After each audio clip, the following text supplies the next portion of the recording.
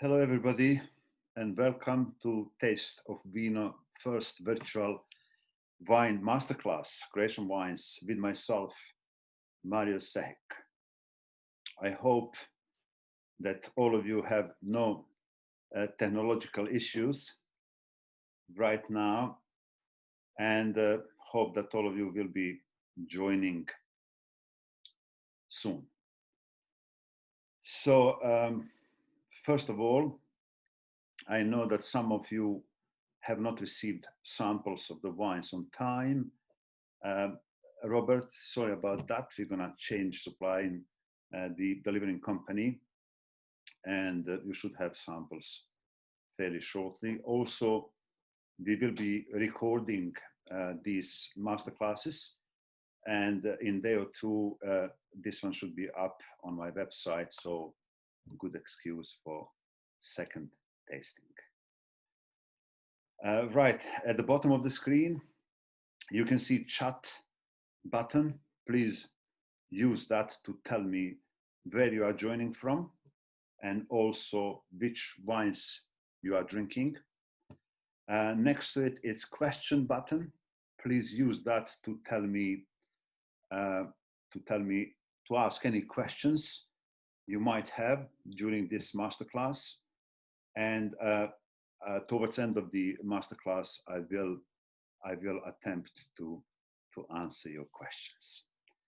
So I hope that all of you enjoy this pandemic at least as much as two of my daughters, who are having a great time, I believe. My older daughter, she is now really worried how she will travel to work. So I suppose she will be working from home until her retirement. My younger daughter, I came the other day and she was crying, a lot. And I did ask what's happening there, and she said that her boss called and asked her to come back to work next week. And I said, wow, that's great news. That's fantastic, isn't it? And she said, no, she's not ready to go back to work. She needs another couple of weeks more to get prepared. It's, it can't be like that. So I think this pandemic has been really, really good for lots of people around. The other thing which I noticed is also wine consumption has really, increased in unbelievable percentage. In UK, during this pandemic, 40% up of wine consumption. So what's happening now is people at home, we are more or less paid, we have money to spend for wine, and now every day is Friday. So one friend of mine, he's saying he only drinks wines on days which finishes with Y. So quite interesting what's happening today. Right, today it's all about Croatia. It's all about Croatian wines. So let's start slowly from beginning.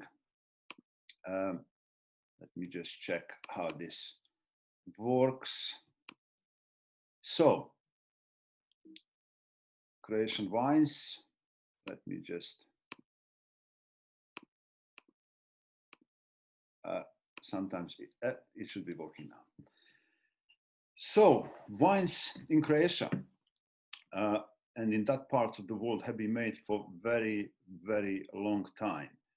Croatia is fairly unknown, but that is changing fast.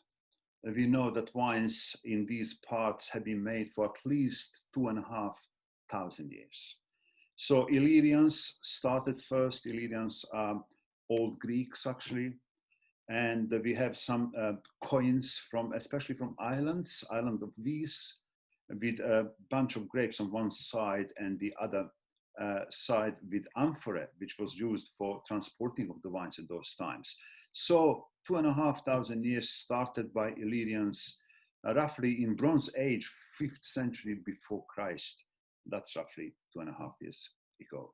So long history. After then Greeks came. Greeks really came and conquered the islands first.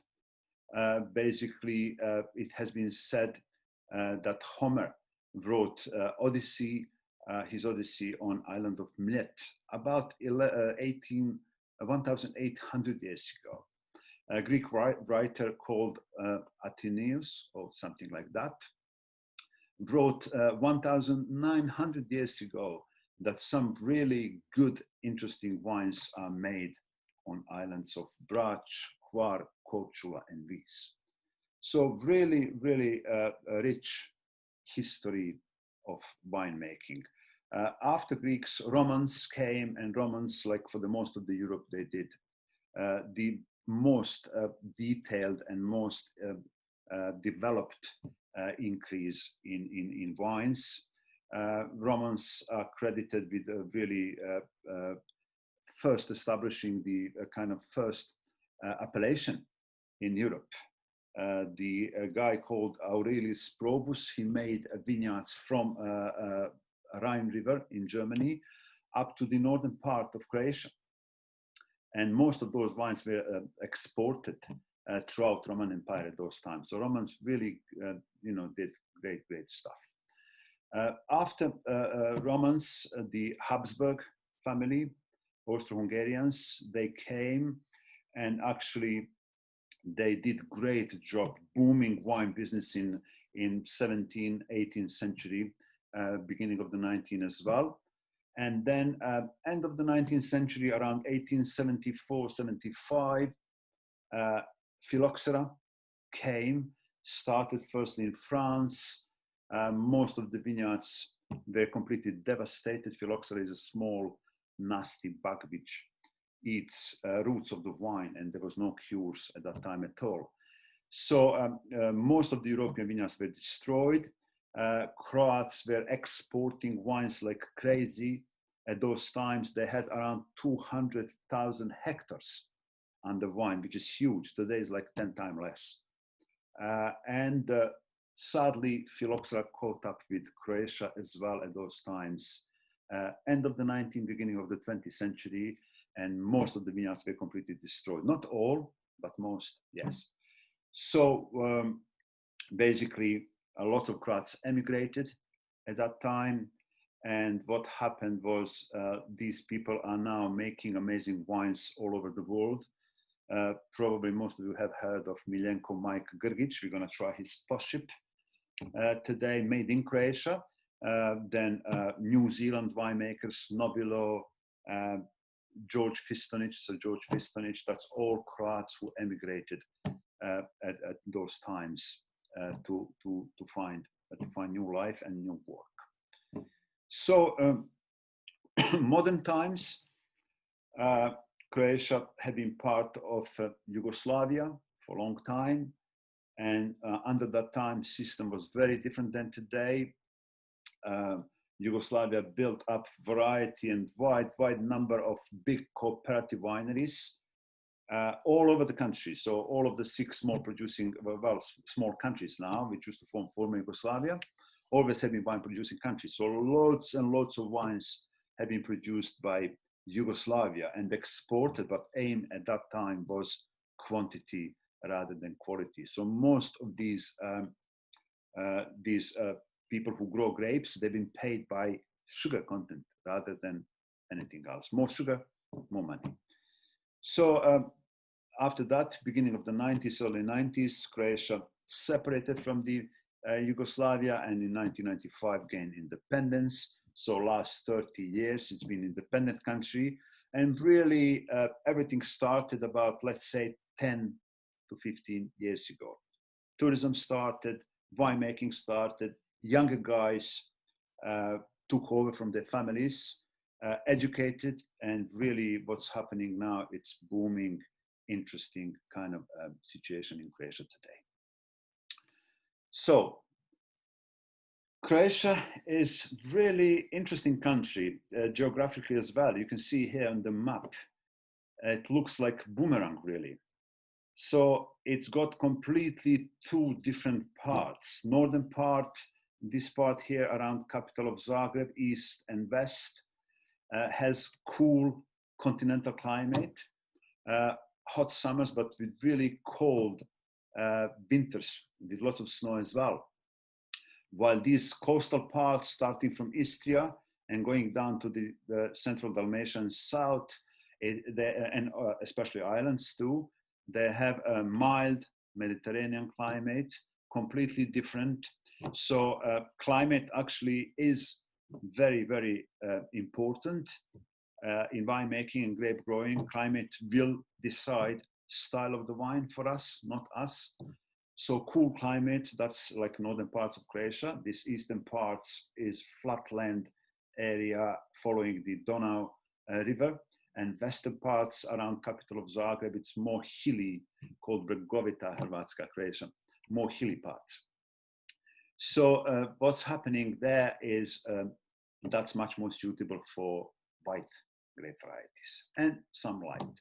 So lots of Graševina, or Welsh Riesling, which is fantastic grape variety, is produced there.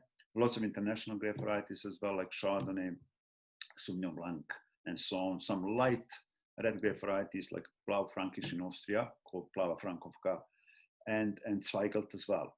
So moving on to the Istria Peninsula over there, this part here on where my arrow is. Istria is a fantastic place. It has lots of influence from Italy. At some stage, it's been on the Italian government as well. Fantastic wine. Malvasia from Istria, not to be confused with Malvasia from Dubrovnik. We're going to taste Malvasia from Dubrovnik later on. Is fantastic grape variety, red grape variety called Teran. Fantastic results in that Terra Rosso red, kind of reddish soil, which is really giving amazing results for Teran. But Malvasia is the king over there. So we're going to today concentrate more to the southern parts, area around Dubrovnik. It's just not enough time to cover all of that. And all 6 wines we're going to taste today are coming from those southern parts over there. So Croatia have 3 grape varieties, Plavac Mali, Graševina, and Malvasia, which actually dominates about 57% of all wines produced in Croatia are made out of those 3 grape varieties. But big strength in regards to Croatia and wines is 130 or so indigenous, unknown, local grape varieties with really amazing potential. The only minus is the Croatian names are really difficult to pronounce, but then so are some Italians as well, or Austrian, like Grüner Veltliner. I mean, that's not easy to say, and Grüner Veltliner is making huge success globally. So I believe some of the Croatian wines would make the same, absolutely the same success in future. So what we have been witnessed up to now, Croatia is making about 1.2 million hectoliters of wines. There's about 23,000 hectares officially on the vineyards. Unofficially, it's more than, it's approximately double that.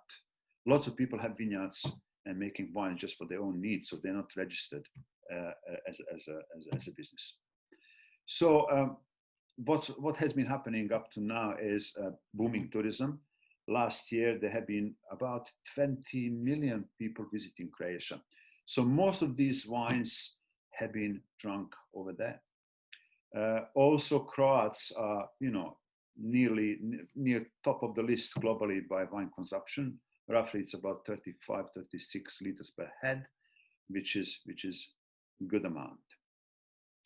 So, this year, as you all know, there will be no tourists, like 20 million or so. So they have lots of wines. One of the reasons we haven't seen so many of the Croatian wines in UK and elsewhere is they've been consumed right there, especially during the summer season. But now, this year, things are changing slightly. So they have wines, and I'm doing my bit to bring some of these interesting, unique wines to the UK and also to the other parts as well. So Croatian varieties here on these pictures, you can see Graševina, Malvasia, and Plavac Mali dominates. And now some international grape varieties like Merlot, Riesling, Chardonnay, some interesting local grape varieties like Red, one white, David, Babic, Brau Frankish, and Plavina, and others. And in those others, that's really, really, I think, potential for something interesting, for something new, for something really exceptional. So yes, I was describing northern part of Croatia as a cool climate. So you can see on the right-hand picture here, sometimes in Croatia they are making ice wines. So ice wine is very specific, unique style of the wine. It has to be picked when really it's quite cold, -7 degrees by law for 3 days in a row, and wines are frozen really when picked, and hence ice wine name. So one winery in particular, Iločki Podrumi, over there is making world-class sparkling wine, world-class ice wines. While on the other picture here on the left-hand side, you can see Dingač, accepted as the best vineyard and best location in Croatia, really. And you can see harvest is going on right now. And you can see on these bunches of the grapes, half of them are nearly dried out, like raisins. And this is typicity of Dingač, really. So Dingač is spectacular location and produces, it's accepted, produces the best red wines in the country. It's quite extreme, but we're gonna discuss that a little bit later on as well. So soil structure in Dingač particularly, soil is kind of limestone mixed with a kind of a karst soil. So limestone is also great in regards to the acidity. So soil structure in soil like that on the right hand side, what you can see, really nothing else except wine and olive trees can succeed. We can almost say for the wine, the poorer the soil, the better. Because in poor soil, wine is forced to fight, to develop large roots, and to go deep inside the soil, and to find everything what it needs, minerals and nutrition. So wine can grow like crazy, wine plant. People are using wines to cover their summer terraces on 3rd floor, easily, but those wines will not produce top quality grapes for wine. Really. Wine need to suffer a little bit, same like people. When we are under little stress, we do tend to produce great results, but we are not, then we just sleep and nothing much happens. So soil is very important, and these parts around Dingač, around Pelješac Peninsula, around islands as well, especially Hvar, southern exposure of a fantastic location called Nedilja, Sunday, have almost similar limestone, karst, dolomite type of soil, which is really behind top quality red wines produced there. So coming to the wines now. So we have 6 wines to taste. I suggest we start with Malvasia first. Let's change a little bit the schedule of the tasting. Let's talk a little bit about the Malvasia. Let me pour the sample for myself. So Malvasia, so this is not, you might notice, this is not Malvasia with Z, this is Malvasia with S. So Malvasia is from Istria and Malvasia is from Dubrovnik. It's here written Malvasia Dubrovačka, meaning it's from Dubrovnik. Malvasia is not indigenous grape variety native to Croatia. Malvasia is part of the big family of the Mediterranean Malvasias, like Malvasia della Ripari from Ripari Island, in Spain as well, and elsewhere. But it's quite interesting, very unique wine produced for very, very long time. Just in south of Dubrovnik, basically towards Montenegro, a beautiful region called Konavle. For me, when I drive there, it always reminds me of Chianti, Chianti in Italy, by the beauty. You can see a little bit here on this picture, hilly with those pine trees and of course wines. So Malvasia was planted there for very, very long time. It has been actually under Dubrovnik Republic. Dubrovnik Republic was very interesting period for that time and for the Malvasia. Dubrovnik had its own country for 8 centuries, from 12 till about 6 and some 6 and a bit. And it was led by very able people in Dubrovnik. So basically, they had the rule in 2072, I think. In Dubrovnik, it has been decided that Malvasia, 47 different laws, that people who have vineyards with Malvasia especially, they have to, do twice a year digging out around plants, and they have to store the wines only in the stone houses, ground floor. And only for Malvasia, price was not issue. Price was free price for everybody selling Malvasia there. Contrary to other wines produced under the Dubrovnik Republic, actually it was only one white and one red. And third wine produced called Vinum,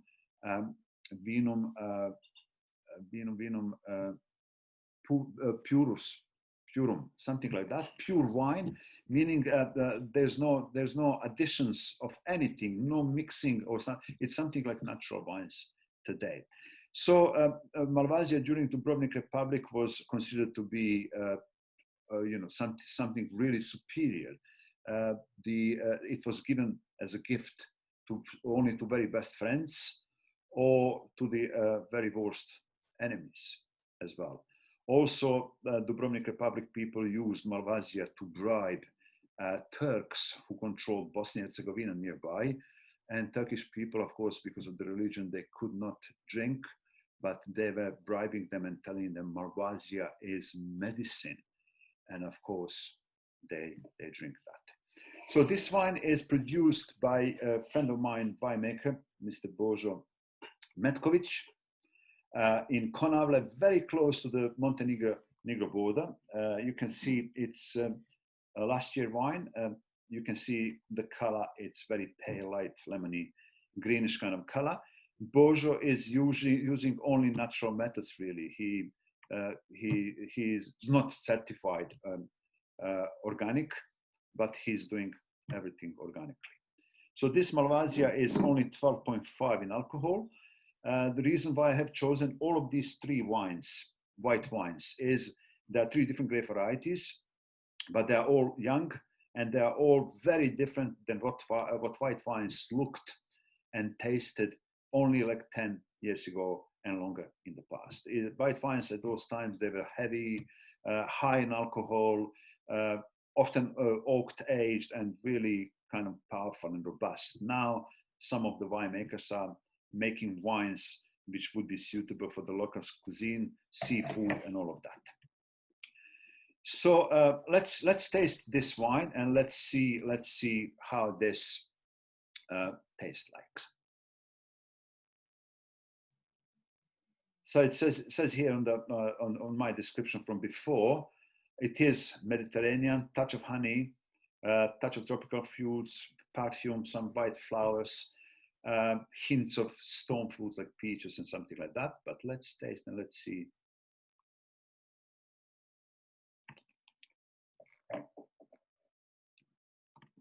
Well, it's got great acidity.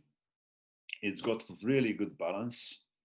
And I think it's delicious, especially for the summer. It's quite interesting wine. It's medium bodied. It's not heavy. but then we have to remember that these parts, Konavle and this winery where Božo is right on the sea, and seafood is really in abundance over there. So I hope you like this wine. Let's see for the next one. Let's try Gurk, but you can choose anything, any numbers before, but I think Gurk and then Poship. So Gurk is really spectacular, spectacular grape variety. It's native to Korčula Island. It's unique. It grows, majority of it grows in one particular bay called Lombarda, where it's actually on the sandy soil right next to the sea. This particular Gurk is made on Pelješac Peninsula. For now, 2 wineries there are making their own Gurk. And it's really tiny production, maybe 20,000 bottles per year from all, let's say, 10-ish or so wineries who produce this wine. So it's really interesting grape variety. Gurk in Croatian language means person or coming male person coming from Greece. We would say, we would call Greece Grčka in Croatian language, but it's not established 100%. Is it correct or not? Again, this grape variety, this wine is last year wine produced by one young guy, Grgurevic. He has taken over from his dad in one village on Pelješac Peninsula, and he's really educated. He's a certified winemaker. He's finished agro studying university in Zagreb, and he's following what's happening in the world, really. So let's taste. Let's see. So last year wine, 13% of alcohol, which is considered low in Croatia because of the hot climate. You know how it goes. Hotter it is, more sugar, and more sugar, more potential alcohol.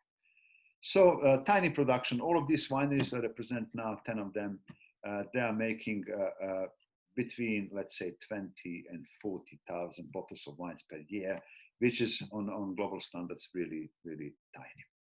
So let's check Gurk. Let's see.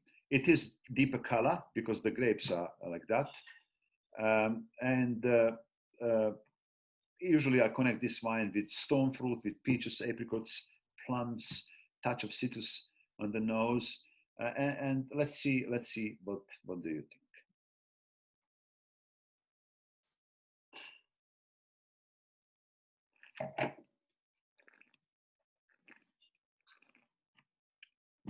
Oh, I like this wine. When I taste this wine, I'm automatically down there in the summer, in the heat, with some light seafood. So this is one winery on Korčula Island, and this is how they do vineyards of Gurk. It's a beautiful location. So this is, in my view, really interesting and nice wine. So I hope you like it too.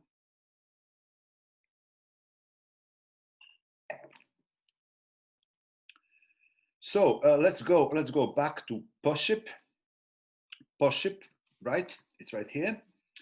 So Poship is really interesting grape variety. For me, it's king of the white grapes in Croatia, because it can pretty much make any style of the wine. Poship loves oak barrels. Poship have the ability to produce late harvest sweet wines. Poship is known to produce Prošek, quite unique, interesting sweet style of the wine, where people are drying out grapes outside in the vineyards on the straw mats and making sweet wines that way. Really unique. So Poship is indigenous to Croatia, especially to Korčula. It's grown in different parts of the country now, but majority is still on Korčula. Two particular locations, Chara and Smokvica, they are producing really, really amazing wines. Now, this poship is produced on Pelješac Peninsula, right next to Dingač Vineyard, where Mr. Miljenko Mike Grgic has opened his small winery as a tribute to his home country. Mike Grgic is quite famous, especially in California, as he has made that famous Chardonnay in 1976 when he was working for Chateau Montalina. He made that fantastic Chardonnay who in blind tasting in Paris have beaten off all of the best French white Burgundies. And that was huge thing then. I think lots of French were in shock then, but I think some of them are still in shock today. So that was a huge event, and Grgic made a name for himself. So he appointed Mr. Krešimir Vučković, winemaker. In 1996, actually, he opened that winery, and he makes only two wines, one white, one red. White is Poship, and red is Plavac Mali. Mike Grgic was also behind research which connected Plavac Mali with Zinfandel, his parent, or Primitivo, or Crljenak in Croatia, working closely with Professor Meredith from California University. So yeah, Mike Grgic has also done lots of good things in educating younger generations in Croatia, and he has celebrated his 97th birthday 3 months ago. So God, it must be something in wine. It must be that wine is good for us. I mean, all of these winemakers, they are living like royal family from UK. I mean, in Lent. So yeah, this style of the Poship, it's again in similar way like previous two wines, stainless steel only, no oak influence, which is kind of new thing for this winery on Pelješac Peninsula. Up to 2016, they have been heavily aging those wines in oak barrels, combination of American oak and French oak, long aging, 2 years of minimum of aging, but now it's just stainless steel. 10% of this wine has been aged in oak, just to add a little bit of the body and structure to this wine. So that changed because in 2016 we had a huge fire, and the only winery affected and partially burned down was this winery, Grgic winery on Pelješac. So naturally they lost lots of wines, and they started thinking to bottling earlier, and they tasted the wine, they liked the style. Again, all of these three wines I have chosen specifically for the seafood and for the light style of the food over there. So let's check. This is 2018, again, young wine. Let's check this wine made from famous winemaker.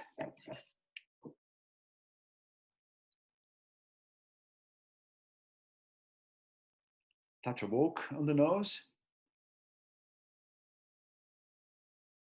Not highly aromatic. Let's try how it tastes in the mouth.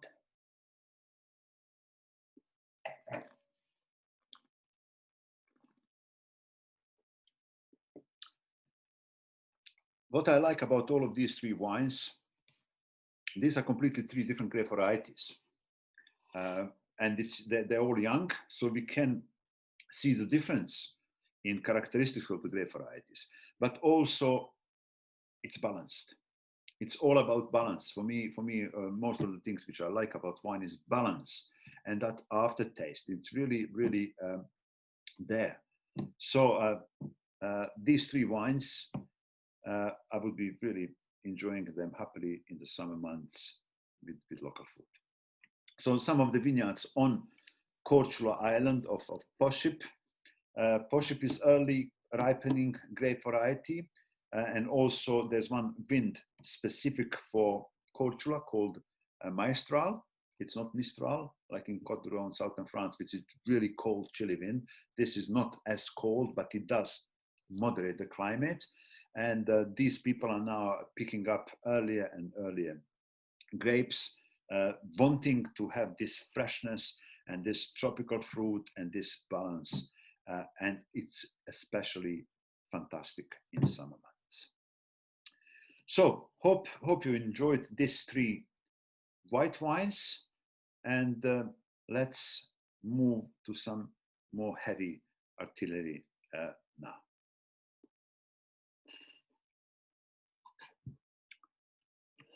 Right.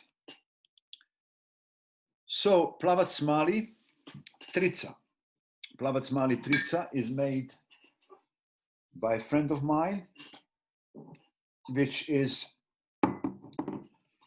the only winery which is certified biodynamic. It's a young guy. His dad is like 95 years old, and he still works like a young man with his son in the vineyard. So organic, and he's very well known, Denis Bogojevich Marušić, the Križ winery. He's very well known and getting very well known everywhere by natural approach.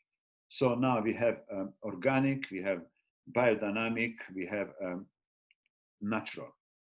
So natural is something what I believe it was done a long time ago. Now it's like more strict, no interference whatsoever, no additions of any kind in the cellar, no sulfur dioxide, no this, no that, no only wild yeasts, and so on. So Denis is doing exactly that. He's aging his wines, red wines, in huge 500 liters oak barrels from Slavonian oak. Croatia is also famous by oak barrels.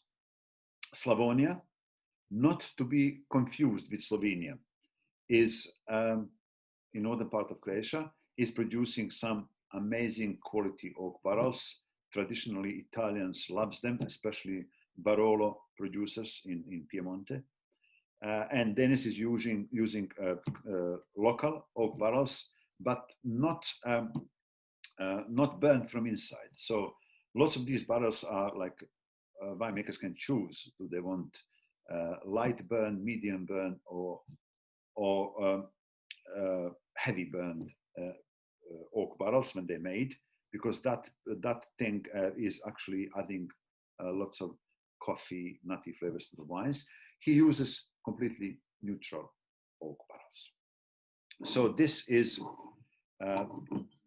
called Trica. Trica means literally number 3 in Croatian, but from like a joking point of view. He uses 3 different locations to make this wine. So this is 14% of alcohol, 2018, and it's natural wine, no interference, no additions,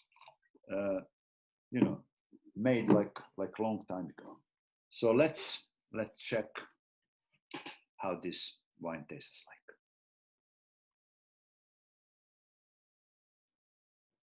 I like the smell. Smells of dark fruit, smells of pepper, smells of spices, like I tasted a couple of days ago.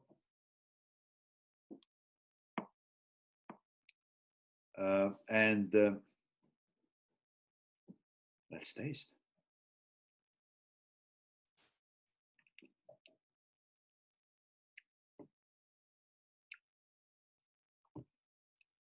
I think it's delicious.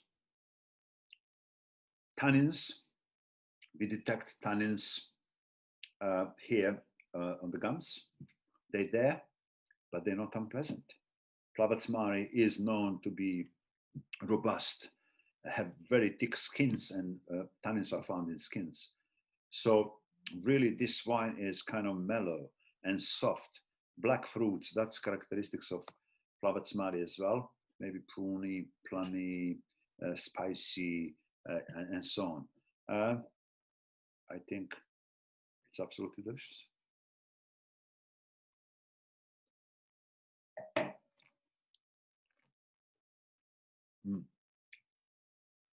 I like tannins. They are not unpleasant.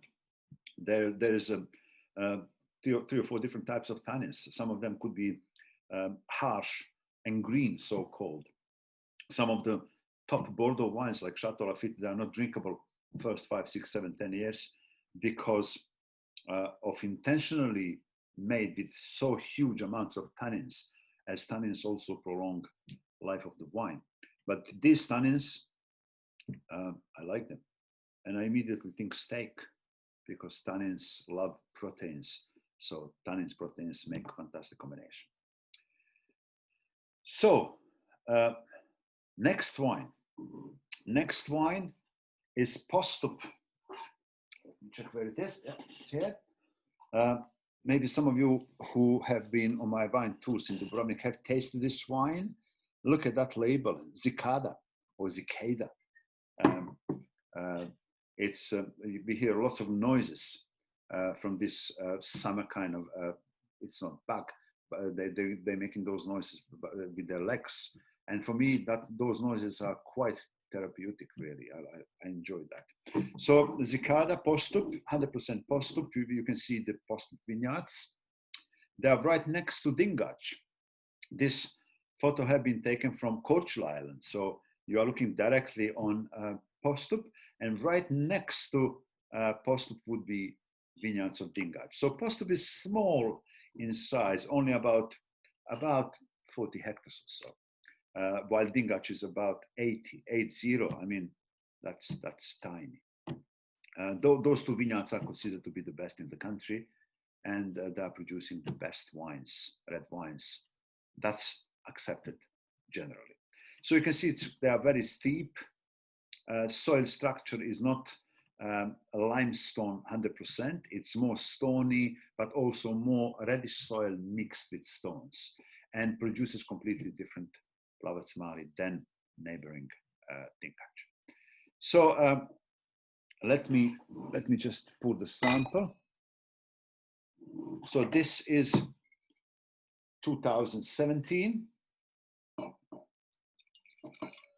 and this is a big boy. This is 15% of alcohol, which is normal. I don't mind higher content of alcohol, providing everything else is in the balance with wine. So let's see, you can see it's really deep, dark in the color. You can also see maybe lots of these tears or legs, which tells us there is high content of alcohol over there. And let's check how this wine smells like.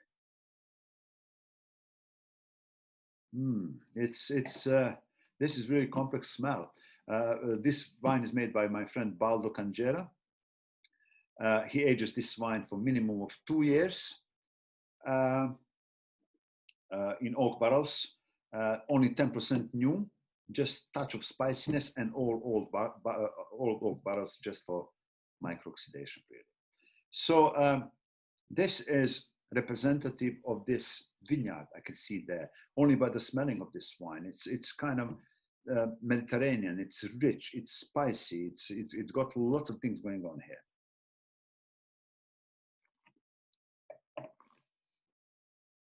Oh, it's like marmalade. Spicy. Now finishes in balance. It's really interesting. It's complex. It's big, but also it's balanced. I like it. So I hope you like it too. Delicious wine, really. Let's check one more time.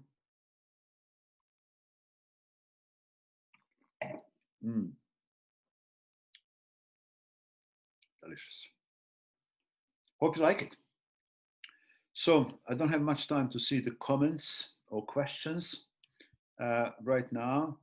I'm talking too much, but that's how it is. I'm gonna come back to that a little bit later on. Let's see what's next. So this wine is probably the best Croatian wine, because I know that for sure, because it's made by myself. So in 2016, everything really came together. Fantastic weather conditions, perfect almost.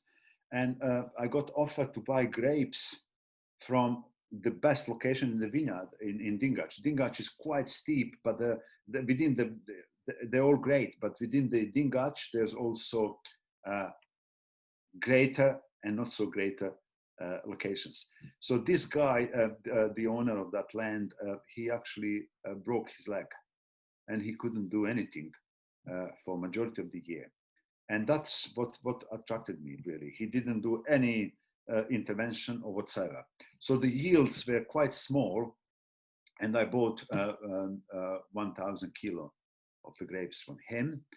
I also was playing with the idea of making my own wine for a very long time.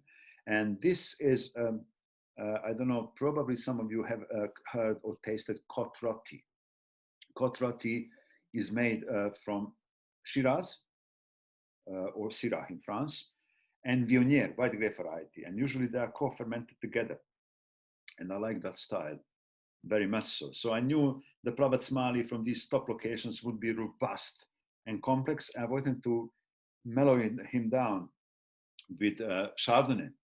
I couldn't find Viognier, of course. But one winery, Milic winery on Pelješac Peninsula, has planted Chardonnay about 15 years ago. And I got 10%, so 100 kilos only of Chardonnay. And we, a friend of mine, a winemaker, Vukas in Ponikve, and myself, we co-fermented them together. And of course, I made only 2 barrels, 600 bottles. And we bought brand new, very expensive French oak barrels. And that wine has been aged for 2 years in a barrels, and additional now 2 years in a bottle. I still think it's a baby. I think this wine can go on for 30, 40, 50 years, possibly, providing it's kept properly. So let's try that. If I can find it. Yeah, it's here. So yeah, so this is 2016. This is big wine. This photo was taken actually by myself on the phone or in Dingac Vineyard. And it's 15.5 in alcohol, but that again doesn't bother me at all. And let's see what we can expect from this wine.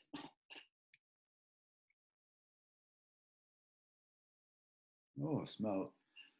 Well, oak barrel, new oak barrels. Lots of people, they say, too much new oak.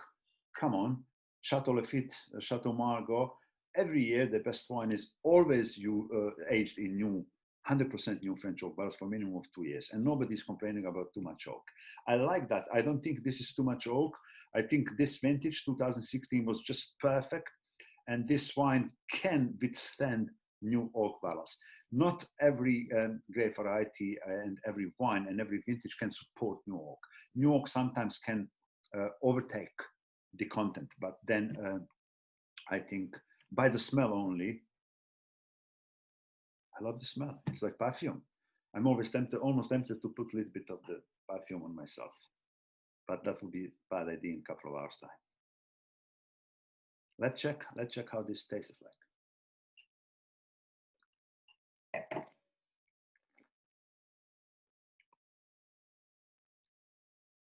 I know it's my wine, but I really like it. I think it's top class wine. I'm very proud of it, to be honest as well. So I don't know what you think. Please, please chat what you think about that. I'm quite interested in your opinions as well. So let me check where we are at the moment with time. 1848. I might as well just take another 5-6 minutes just to tell you a few other important things, and that's importance of food. For me, food is the key. I have to address that, even though we are running a little bit out of time. Hopefully, you are not leaving somewhere important. I did my sommeliers qualifications long time ago with Court of Master Sommeliers here in UK. And that has opened up my eyes long time ago. Food for me is the key. Of course, we all have preferences. We all have subjective kind of tastes. But really, I don't think that any wine has been made without, in the history of winemaking, without thinking about food. So we can taste 5 different things. Salty, top of the tongue, only there. Acidic on the sides, bitter at the far back, sweet, same like salty on top of the thing. And there's umami. Japanese, of course, invented that. It is accepted as a 5th sense. Umami is like combination you find if you mix a little bit of mushrooms, a little bit of different things, and then that's umami. So a long time ago, the most important thing about wines would be like red wine with meat, white wine with fish. Now that is completely outdated, as we know that some red wines can match fish fantastically, especially oily fish like tuna or salmon. So color of the wine really is not important. What is important is a couple of other things, which is like body of the wine needs to be matched with body of the food. Now, what's body of the wine? Body of the wine is described as mouthfeel or impression you get when you taste wine. So for me, this first wine, let's say first Malvasia, would be light-bodied wine. I wouldn't match that wine with steak, which is full-bodied food. I would match that with white fish, light salad, something like that. So body of the wine, body of the food, so one does not overpower the other, but makes harmony. Second thing is tannins, like in this wine, in my wine. If you want to check for those tannins, if you have a bit of that wine left, you have to do this to cover the gums, and that drying sensation will tell you how many tannins is in wine, and this is a lot of tannins. This will go softer and smoother over the years, but still it's like a little bit too much. Now, that wine matched with protein-based food like steak or lamb or sausages tannin would disappear. And that's the aim in matching wine and food. We aim to make that perfect balance in between food and wine. Sweetness, with sweet wines. Lots of people, they don't like sweet wines. Lots of people, they don't like blue cheeses, but sweet wine in combination with some blue cheeses, that's match made in heaven. Also, let's say foie gras with French sauterne is amazing combination. So I really cannot stress enough importance of food. For me, you know, lots of people are thinking, oh yeah, this wine, I can drink it on its own. You can, and if you're enjoying, that's fine. But then if you match with right food, I think it's gonna be even more enjoyable. So let's check where we are in regards to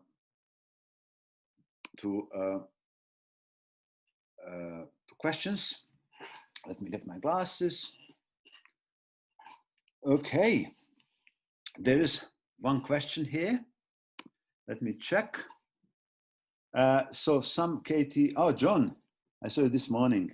I don't own my own winery.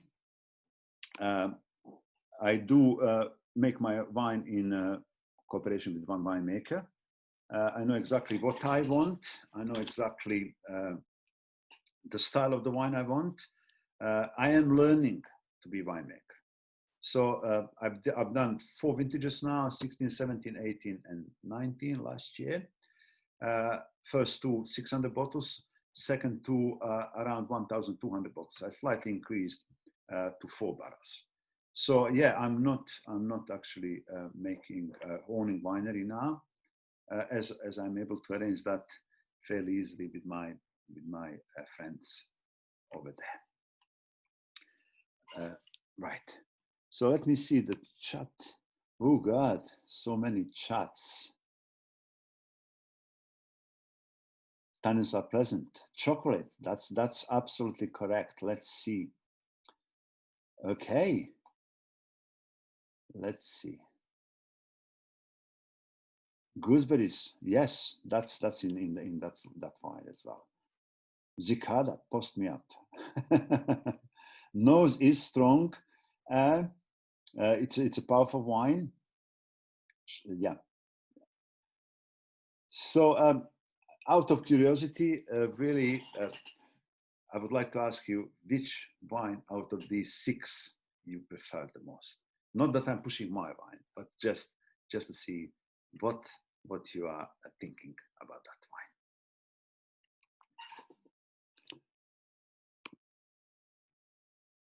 Poship is grape, is a grape variety native to Croatia, mostly grown on Corčula Island, so it's not region. Poship is difficult to pronounce, but it's fantastic grape variety. We are planning to move to Spain. Don saying, how can you keep red wine at the correct temperature? Is it temperature that you want to store the wines? If that is wines, the most important thing about that would be basically to have constant temperature. Very few people have ability to have cellars or those very expensive fridges with 3 different kinds of temperatures.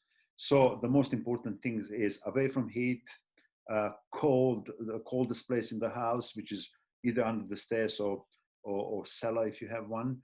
No light. Wines don't like lights, and that would be the best place. Also, you do need to keep wines horizontal position, so the cork is always in touch with wine, so it doesn't dry out, so the air doesn't come and it doesn't spoil the wine.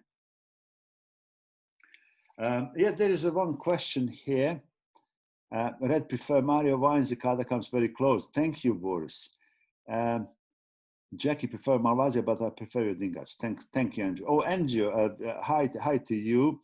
Andrew is one of my most loyal clients and customers. He's been on all of my tours in Croatia.